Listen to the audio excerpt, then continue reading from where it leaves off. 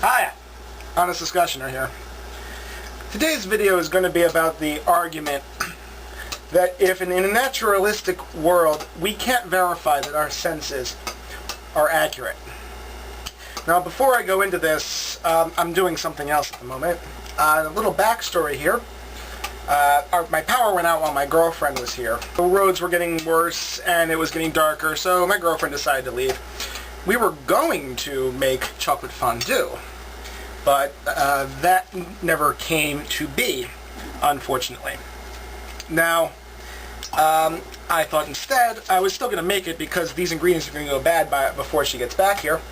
And let me just show you what's going on here. I'm going to post a video at some point about my apartment, place I live, but here's a much messier version because I've been cooking for a while. I've got my chocolate fondue here in a double boiler. I've got strawberries. I already made a couple chocolate covered strawberries. I got some popcorn. And let's see, marshmallows and also some potato chips. Now it wouldn't be complete unless, of course, I was able to talk about some form of booze. And for that, I have a very rare booze. It is Samuel Adams Chocolate Bock. Now, some of you might scoff at a chocolate beer and say that's unmanly, but believe it or not, if you've ever had any of the darker beers, there's a decent chance, it's certainly not definite, it's a decent chance that there's been some chocolate malts in here. This just takes it one step further. Served in a wine bottle. Really, if you can get a Chimay glass, that would be best, but I'm just going to use a regular wine glass right here. And it's brewed over a bed of cocoa nibs. And we're not talking Hershey's cocoa nibs here either. We're talking about some hardcore, high-quality chocolate, which Hershey's is not. I was been corresponding with MT Cans as well, and also I think I heard Mig Killer 2 state this in a video as well. I know this is not a new argument, but it's one that I think kind of needs addressing. Especially since I think it really backfires a lot on the theists. And please tell me if you think I'm right on this, but basically the argument goes that if God is real, then God made our senses correctly, and since God is outside of time, he can verify whether or not he's outside the universe, so he can verify that our senses are indeed correct. But if this is a merely naturalistic world, we don't know this. We don't know if our senses are really telling us the truth. Maybe you're watching a video right now about a very handsome young man making a very delicious concoction while trying to disprove religion. Maybe you're just actually watching a platypus and you don't realize it. There's no way to verify it. Basically, it's kind of an extension of solipsism. And side note, while it's true that we can't really 100% verify this, still, even if our senses aren't accurate, I sure do enjoy them. I'm a very visceral person. Sorry if I have chocolate all over my face, but not only that's kind of made me gain a little bit of weight because I love food so much, but it's not just that. I'm addicted to my senses. I love to look at beautiful things. I have lots of scented candles for different smells, so I love smells. I like touch a lot. Soft things, rough things. I love to experience. I'm very visceral. And I've always been like that. So even if our senses aren't accurate, they sure are a lot of fun. Or at least they can be. But really, that's neither here nor there. Now, what they're trying to say is that you can't really consistently believe a lot of these whole scientific mumbo jumbos. This isn't actually Mig Killer, but I think this is what MT Cans was going. That you can't hold to these things and really think they're accurate if we're really in a naturalistic world, because we can't verify that our senses are really telling us what they are. Now, I think that's, first off, not a really good way to go about thinking of things. Now, I can't verify that this is really a potato chip, and I am really dipping it into chocolate, and it really does taste good. Just like that guy in The Matrix, ate the steak and it still tasted really good even though he knew it really wasn't there. But just because our senses tell us something doesn't mean it's right. But that's kind of one of my whole points. And I think when people, including Mig Killer, make this statement, they're walking into a bit of a trap that they're unaware of. I even think William Lane Craig makes this argument, and I'd love to debate him someday, although I know I'm far off from that point just yet. If I'm making you all jealous, well, I can understand why. Make it yourself. It's easy.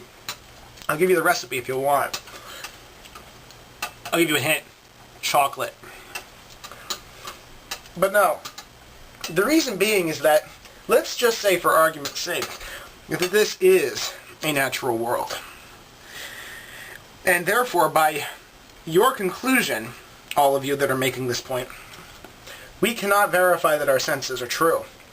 In this case, there are going to be people whose senses are going to tell them that Jesus Christ is everyone's Lord and Savior and died on a cross.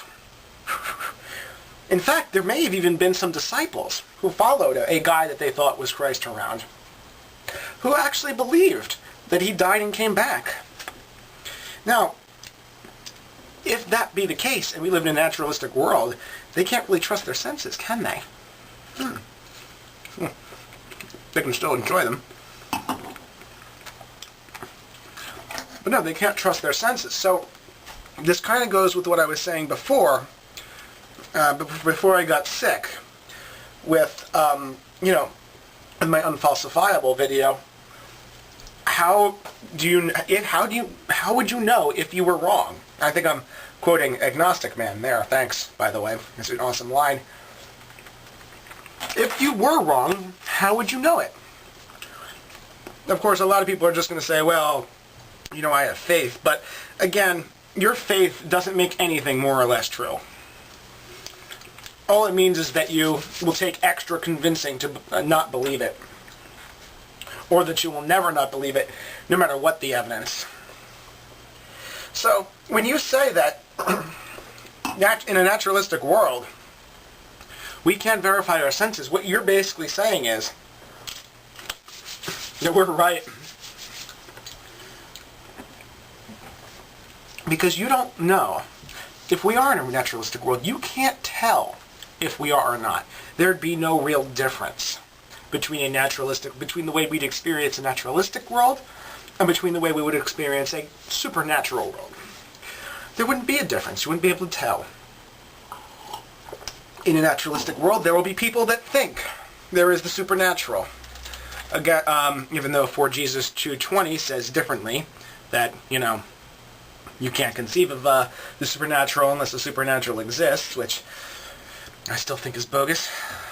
But yes. Tell me why I'm wrong on this. Tell me how, if this is a naturalistic world, you'd be able to understand that it was.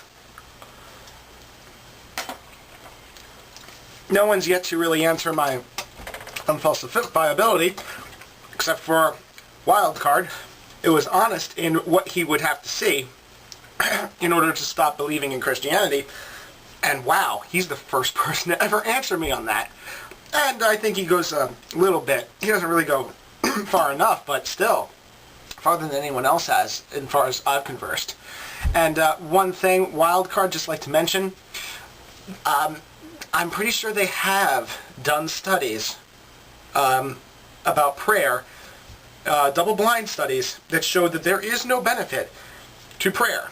And you guys can debate me on those, you guys can debate me on those studies as much as you want. But they definitely are not good in your favor. They take people, they pray over them. They take other people that don't pray over them. They see how they do in the same surgery. Half of them think they're being prayed for. Half of them don't think they're being prayed for. And the only thing that they saw is that people that thought they were being prayed for, whether they actually were or not, across many different religions, actually did slightly worse. So yes, if this is a naturalistic world, how can you tell? How can you tell that that God really did make your senses? If he didn't, you wouldn't be able to tell. I think you've kind of fallen into a trap here. So yes, make some fondue, buy some chocolate buck, and have a nice day. Honest Discussioner, out.